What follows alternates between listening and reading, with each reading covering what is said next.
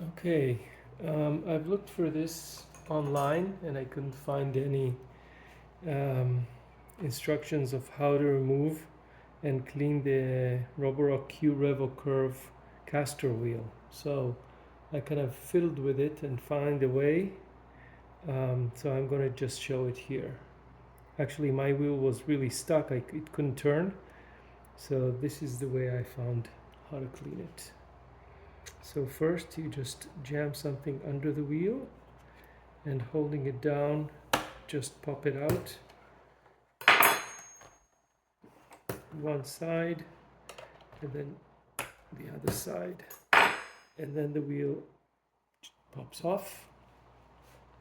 And now with just now, because this wasn't turning, I had to kind of pull this pull this apart. So just holding one side, I was able to kind of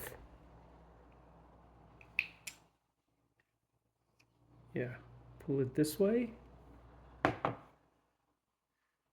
then it just comes apart, and then you can clean it up from inside. It was full of gunk, and so I just cleaned it up, put it back together.